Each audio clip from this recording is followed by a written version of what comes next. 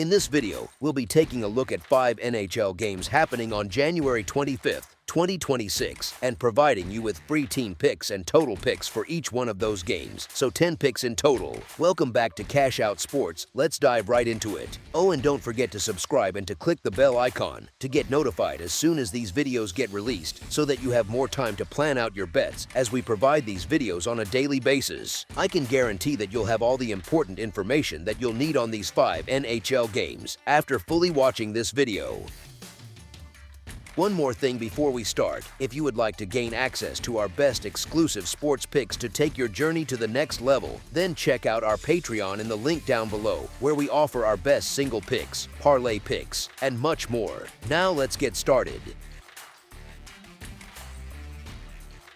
New Jersey Devils versus Seattle Kraken. Early puck in Seattle, lunch hockey while everyone is still waking up, which already gives this game a slightly weird feel. You have a visiting team that has turned this western swing into a statement trip, rolling through Calgary, Edmonton, and Vancouver with 3 straight wins, 2 of them gritty 2-1 grinders, and the last one a 5-4 track meet that probably spiked a few heart rates on both benches. That is a lot of emotional push in a short window, plus flights, plus the natural human thing where the brain starts thinking about home the minute the last stop appears on the calendar.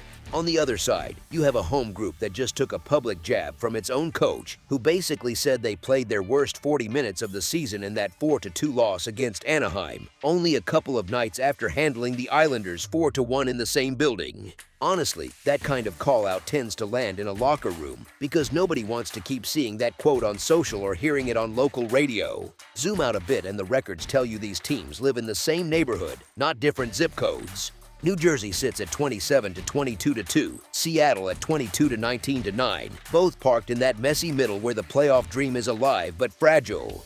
The public story often paints the visitors as the clear upside squad and the hosts as more of a spoiler, but the current season has not really given that narrative a ton of support.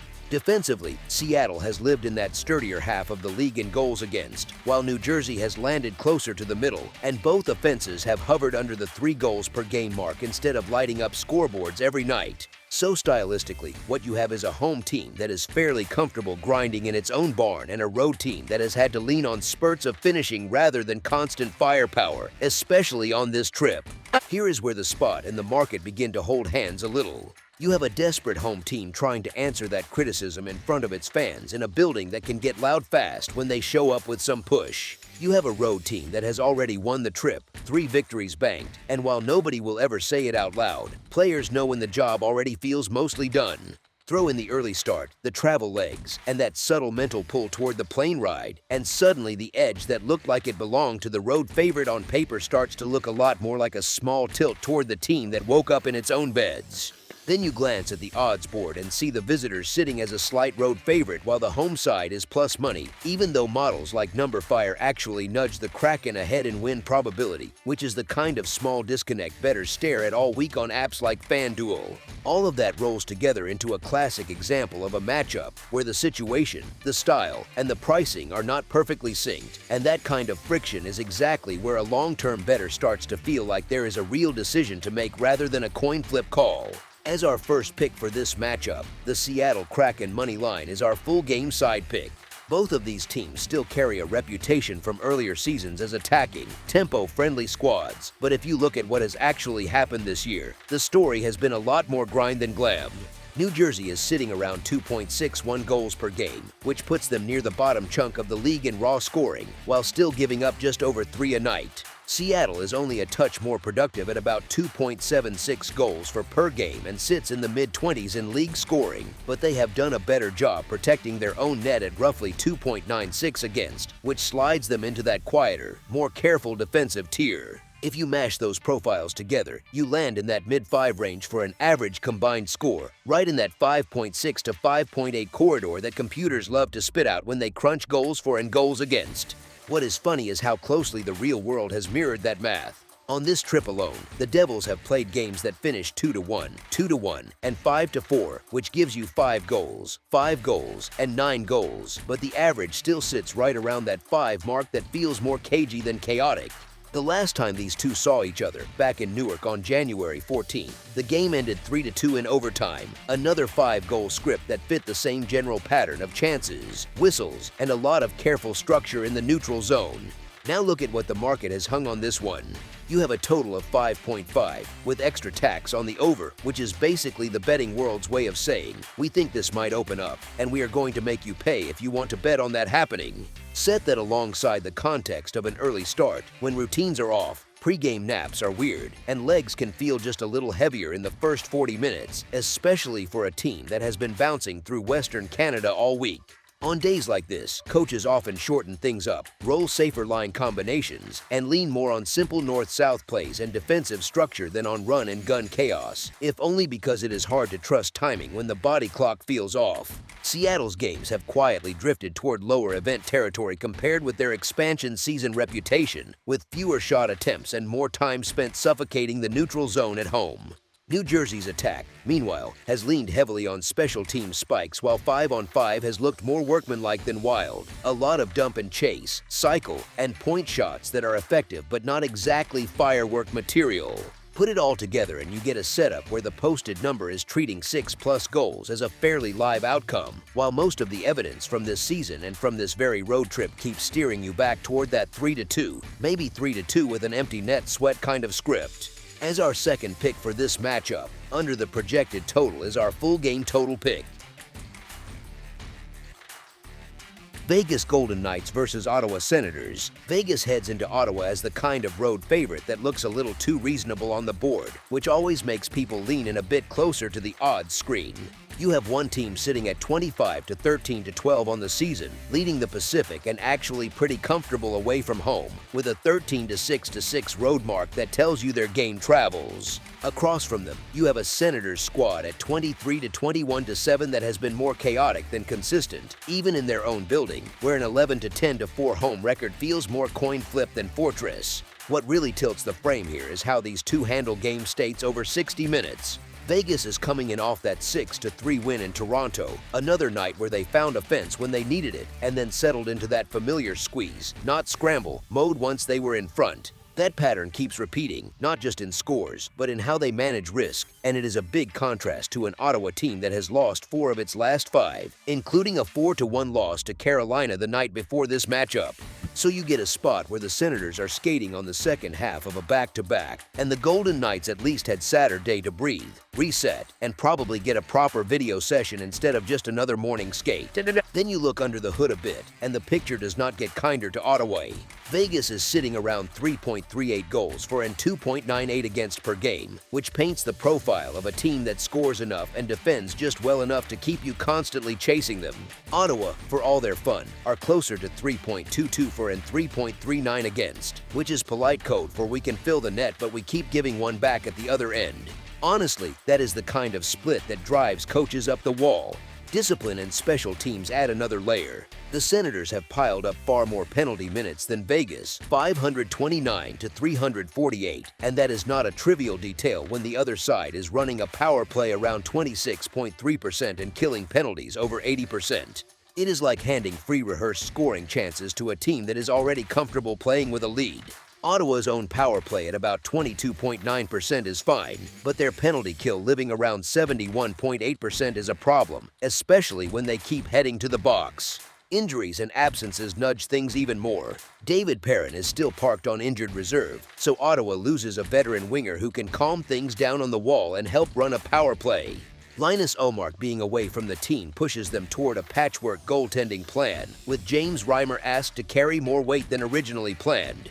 Reimer is a pro, he has seen everything, but this is still not the ideal setup against a staff that can roll out Jack Eichel driving the middle, Mark Stone reading the game 2 plays ahead, and Mitch Marner fitting into that forward mix as a playmaking connector rather than a solo act. Behind them, Akira Schmidt has given Vegas a steadier base in goal, and while no goalie is a sure thing, the overall combination in their crease looks more trustworthy than what Ottawa can put together on this particular night. So when you pair the rest advantage with the stronger defensive structure, the cleaner special teams, and the fact that the money line is sitting in that roughly -140 to -145 band at most shops, you are really weighing a more complete, controlled operation against a talented but very self-sabotaging one, and the choice naturally leans in a certain direction if you value stability over chaos, always with the clear reminder that this is a betting opinion and never a guarantee of how 60 minutes of hockey will actually play out. As our first pick for this matchup, the Vegas Golden Knights money line is our full game side pick.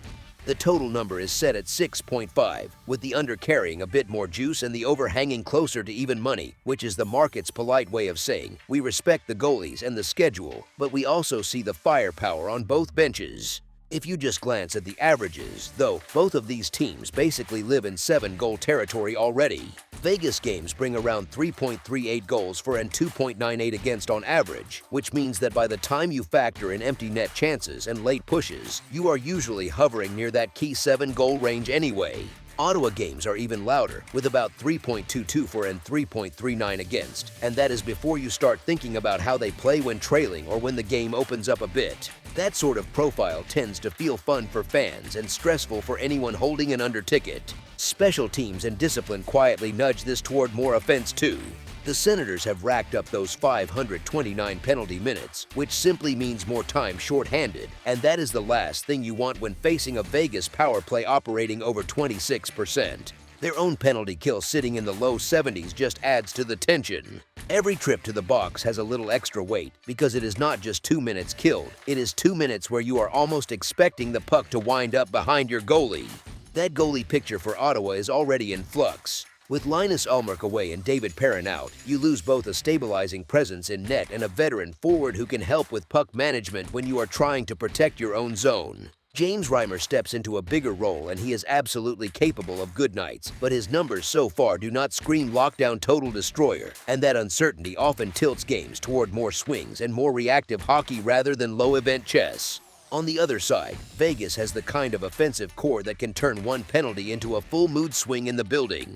Jack Eichel can run a power play from the half wall or the middle. Mark Stone reads seams that other players do not see. And Mitch Marner is the sort of connector who turns broken plays into tap-ins when tired defenders are half a step slow. For Ottawa, you still have real pushback, with Jake Sanderson helping drive things from the blue line and Tim Stützle able to respond with chances of his own, which is exactly the recipe for those we score, stretches that push a total past the posted number in a hurry.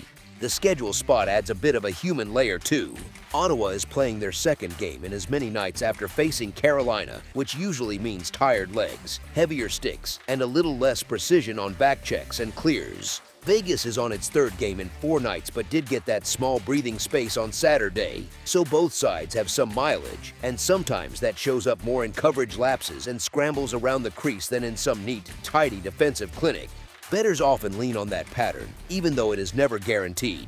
If you check the season-long trend, both teams sitting at 29 to 20 to 1 on the over and under ledger is a pretty loud hint that their games skew toward higher totals. It does not promise anything for this specific matchup, but it does tell you that their combination of offense, defensive lapses, and special teams results has frequently pushed games above the number. So when you mix the scoring averages, the shaky penalty kill on the Ottawa side, the strong Vegas power play, the penalty volume, the goaltending uncertainty in the Senators' crease, and the fatigue factor that can pull structure apart a bit, leaning toward a higher scoring script makes more sense than hoping for a quiet night, always with the honest caveat that any call on a total is still an educated guess, not a spoiler for how the game will unfold. As our second pick for this matchup, over the projected total is our full game total pick. Pittsburgh Penguins versus Vancouver Canucks. This matchup feels like two teams living in completely different moods walking into the same building. Pittsburgh skates in like a group that knows who it is, how it wins, and what kind of game it wants to drag you into. You can see it in the way they start games, with that assertive forecheck and clean exits that keep them on the front foot for long stretches. Their identity shows up in the numbers too, not just the vibes, with their season sitting around 3.30 goals for and 2.86 against per night, which is exactly what you expect from a team that plays fast but still keeps its structure. It is that mix of confidence and discipline that usually travels well, even when the legs are tired and the road trip is starting to feel like a long business week in a hotel. Vancouver, on the other hand, feels like it is trapped in a season that keeps hitting the same frustrating notes. The story is not just that they are losing, it is how they are losing, stuck near the bottom by record while giving up far more than they get, roughly 2.61 goals for and 3.67 against per game. Home ice has not felt like a comfort, more like a pressure cooker, with one of the weakest home records in the league and a recent stretch that includes 12 losses in their last 13 games, which can wear on a group mentally as much as physically. The building can still get loud, the fans still care, but that energy turns quick when early mistakes turn into early goals against. Here is the thing that really shapes this matchup for bettors. Pittsburgh is not only stronger 5-on-5, they bring in a power play that punishes mistakes with a very high conversion rate, while Vancouver is stuck with a penalty kill that has lived near the bottom of the league, both in goals allowed and basic efficiency. That kind of special teams gap often decides tight games, and it sets up a script where one side cannot afford many penalties and the other side knows it. The market clearly respects that edge, hanging Pittsburgh as a road favorite in that -140 to -150 range across major books, which is a pretty clean reflection of their advantage in record, recent form, and goal differential. There is always that nagging thought that a desperate home team might finally swing back or that a long road trip might sap the legs, and those are real human factors, but they are still more about emotion than evidence, and the weight of the current season numbers tilts this matchup toward one side handling its business more often than not. As our first pick for this matchup, the Pittsburgh Penguins money line is our full game side pick. The total number is sitting at 6.5, with the under shaded, which tells you the books know Vancouver has had trouble scoring and they also know people love cheering for goals. That number looks simple on the surface, but the way these two teams are playing right now makes it more interesting than it first appears. Pittsburgh has been living in higher event games lately, stringing together multi-goal outbursts and leaning on a power play that clicks at over 27%, backed by a penalty kill above 80% that lets them stay aggressive without constantly paying for it. That sort of profile invites pace. When you trust your special teams, you are less scared of mistakes and more willing to push. Vancouver sits on the other side of that equation, and not in a flattering way. They are at or near the bottom of the league in goals against. They give up close to 30 shots a night, and their penalty kill has hovered in that rough 70 to 71% range, which is the kind of number that makes every defensive zone whistle feel dangerous. It is the classic recipe for games that suddenly blow open. A failed clear here, a tired pair there, and before you know it, the puck is in the net again. Even in a rough season, they still manage around 2.6 goals per game in their own building, which matters because you do not need them to be dominant to help the over. You just need them to show up enough to keep things honest while the more efficient offense goes to work. There is a small catch, and it is worth saying out loud. If Pittsburgh jumps to a comfortable lead, especially early, they absolutely have the tools to squeeze the life out of the game and lean into a more controlled, lower event style that keeps things calm in the third period. That possibility is real, and it is the main argument for a quieter scoring night. Even so, when you stack up recent form, special teams, and the defensive issues on the home side, the more natural script points to a game where mistakes add up, the ice tilts toward more chances, and the scoreboard has a decent chance to climb past that posted number. As our second pick for this matchup, over the projected total is our full game total pick. Florida Panthers versus Chicago Blackhawks. Florida walks in with the glow of back-to-back cups, but this season the shine has a few scratches on it because they sit on a very ordinary, slightly negative goal differential, and they have actually been outscored over the full campaign so far. They are giving up well over 3 goals per game, both overall and when they pack their bags and hit the road, which is not exactly what most people picture when they think about a defending champion locking things down. Now layer in the situation. Florida is laying a road price in that mid-140s range, which already asks you to pay a tax on past success, and they are doing it in the second half of a back-to-back after grinding out an overtime win in Minnesota the night before, then jumping on a plane to walk into a fresh, loud building in Chicago. If you have ever watched a team come off an overtime road game, you know that the first few shifts can look a bit heavy, and even later in the night the legs can betray the brain for a few key moments, especially against a home team that had time to rest, reset, and circle the date. Chicago, on the other hand, has been hovering around the 500 mark in the standings, which sounds average, but their home profile tells a slightly different story.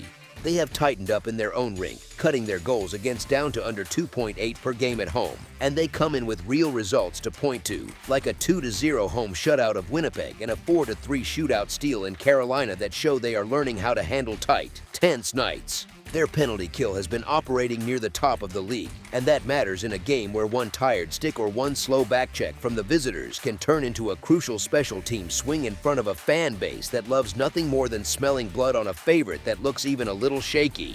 So when you put it all together, you have a travel-heavy favorite that has leaked goals all year, on short rest, laying a fairly rich road price against a rested home dog that has been defending better in its own building, killing penalties at an elite clip, and growing more comfortable in close games with that crowd behind it. And honestly, that combination makes this matchup look a lot closer to a coin flip than the number on the board suggests. As our first pick for this matchup, the Chicago Blackhawks money line is our full game side pick.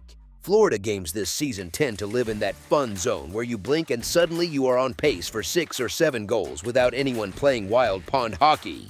Odds makers have hung a flat 6 here, with plus money teasing the idea that we see 7 or more, and that price sits right in the neighborhood of what both of these teams usually produce on a normal night. The champs are scoring roughly 3 goals per game, but they are giving up even more than that, so their average outing ends up just north of 6 total goals almost by default, even before you talk about situations or fatigue or anything fancy. Chicago brings a slightly tighter style to the table overall, but when you look at their full season, their typical game still combines to almost 6 goals, and that is before you remember the way they can loosen the reins when the script demands it. Think about that 4-3 shootout in Carolina, or those late insurance markers and empty net scrambles when they are either chasing the game or trying to slam the door. Those little in-game twists add to the final number more often than people realize. It is not always pretty, but for the total, messy hockey counts just as much as perfect systems play. Now add in the context that Florida's defensive structure is getting stress-tested on tired legs after overtime and travel, and that Chicago's offense tends to bump up a notch at home compared to its overall production, and you start to see why this total feels a bit fragile at 6. Both power plays belong in that dangerous enough to hurt you if you are even half a step slow category, which is exactly the kind of thing that punishes a road team that might reach for a hook or a hold when the legs are not fully there. So we are not really asking for a track meet here, just a normal Panthers tempo, a little bit of home ice swagger from the Hawks, one shaky penalty kill somewhere along the way, and maybe a wild scramble or two in the third period for the scoreboard to creep past that key number, and with a push sitting right at 3-3, any tilt from grindy to chaotic suddenly becomes our friend. As our second pick for this matchup, over the projected total is our full game total pick.